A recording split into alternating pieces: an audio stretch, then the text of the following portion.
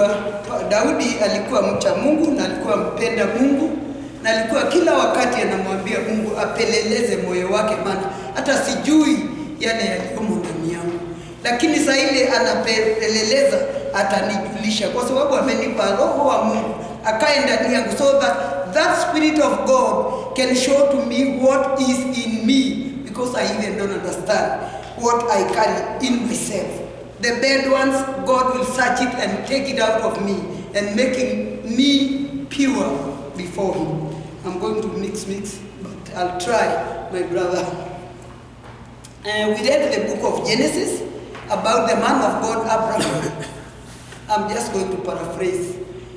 Abraham, you have heard, Abraham was praying for many years to have a son, a child. He did not care whether it was a son or a whatever, but he was telling God he would like to have a baby because he married a wife. And when you marry, you want babies, we want children, boys and girls. We don't know, well, maybe scholars know when he married, how old was he? I don't know, maybe he was 60, because that time they were not hurrying to marry this, and they lived 900 years, 300 years, so maybe he married at an age of 50, 60, wherever.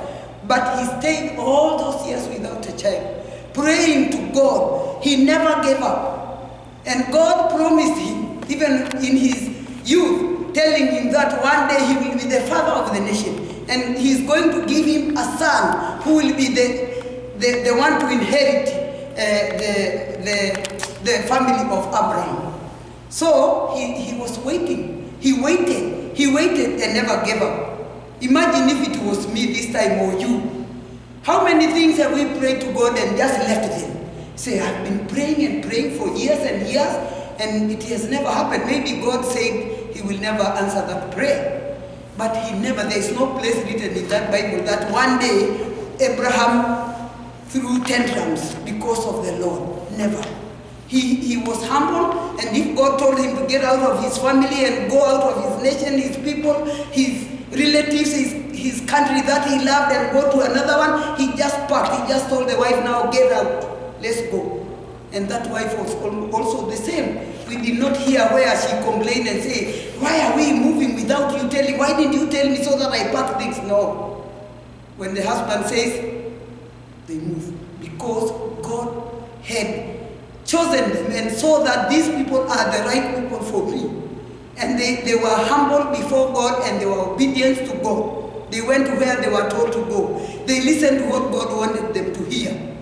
One day, they came to have a son when Abraham was 100 years. Imagine how many years he prayed, maybe 40, maybe 50, maybe 30, but that's too much. For me, maybe I would have forgotten that prayer. But he did not forget. He waited and waited, and the day he heard that he was going to get a child, Sarah laughed somewhere in the kitchen because she thought, how can I get a child? She was just old, and she could not imagine having a child. Are these people lying to my husband? But she didn't talk, she just laughed because he thought it was a big joke. But it wasn't. It came to pass. He got a son, and this son grew up, and when he grew up to 15 years, God, the same God, told him, take that son, go to the mountain of Moriah, and offer him as a sacrifice to me. Even right now, and I have many sons.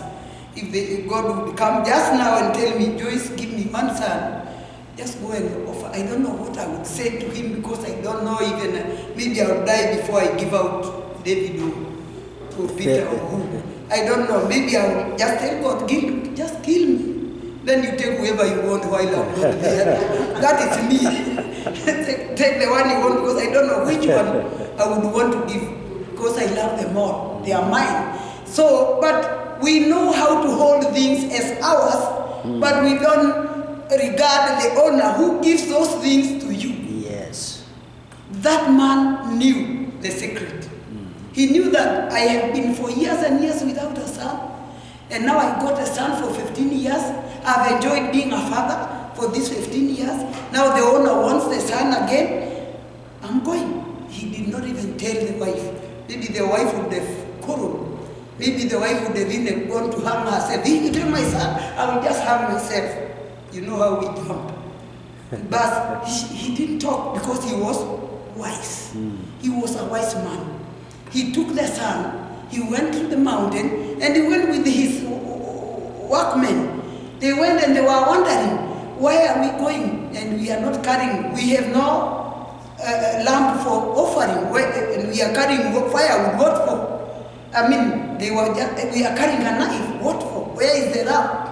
But they left all the rams at home, the cows, everything, and they went to the mountain of God. But when they reached somewhere, Abraham told them, he is still wise and understanding. These people will ask so many questions. These people might even say, no, you are not going to kill this son. So he told them, wait here. We go up yonder with the son, and we go and offer the sacrifice, and we will come back. He was wise. He went up the hill. And the son also, then he collected the firewood and they were carrying. Also the son was kind of, and said, Father, we are just going. We have the knife and firewood. Where is the lamb? He was wise. He said, God will provide. God will provide. Because already he himself, he knew that God has provided, what is his name? Isaac. Isaac. So, if he wants me to provide to him, I will do it. So he said, God will provide. But there was more in it, more than what he meant. Because he was a man who feared God, who obeyed God, so he did not care what God wants. Whatever God wants, he did it. They went, they prepared the altar, they put the firewood and everything was ready. And he picked the son and put him on top of the firewood. And bound his hands so that he lifted the knife like this. If you see that film, you don't want to look at it. You just think he's just going to pierce the knife through his heart. But the voice of the Lord stopped him. The angel of the Lord said, stop, do not kill your son. He was shown that lamb which was held in this thicket, and he went for it, and removed his son from there, and they slaughtered. And no noises, no argument, no nothing. They were all filled with the Spirit of God, and the Lord was there. And where God is, there are no mahangaiko, and those things. So we read 2 books. There was another one, that is James. And I want to go only verse 15, verse 17. That is what I want to base my reading and my preaching. God's wisdom. Verse 17. James 3:17. It says, the wisdom that comes from above is first of all pure, then peace-loving, then considerate, and submissive, full of mercy, and good fruit, impartial and sincere. If we close the books and go home, you have heard the word of God. That if you go and search your soul, search yourself, how you are. That verse, that book is telling us a lot of how we are nowadays. How our hearts are. How do we behave within the communities where we are. If you look at verse 13 of that book of James, humility from wisdom. You know, when you have wisdom, you can have humility. Imagine Abraham being told to go and slaughter his own son. Was that man not humble before God? He had a lot of humility, so that if God says whatever he says, he will not argue. He just did it. That was something exceptional about Abraham. Just listening to God. Upole wa hekima. That means he was somebody who would listen, who would humble, who would just do whatever God wanted.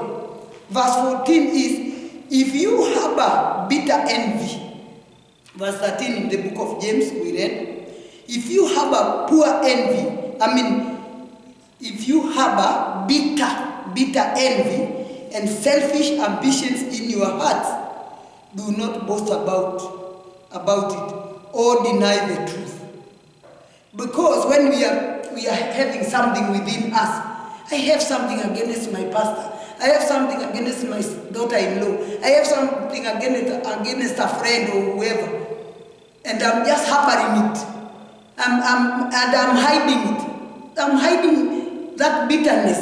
That means I'm denying the truth. There is no truth in me. I'm just pretending before you, telling you that I am good and I love everybody because what the word of God tells us to love one another. So we are told not to harbor anything. Why should I? If you did me wrong, I tell you you did me wrong. If I did you wrong, tell me, because I know how to apologize.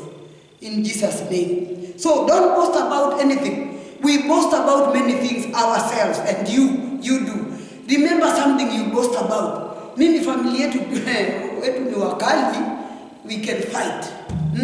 Our family is a family of people, big people like them. You know, if you see such big people, you fear them. If they box you, you will not survive. And people are proud of little things that God has, not little. If you see something that God has done is never little.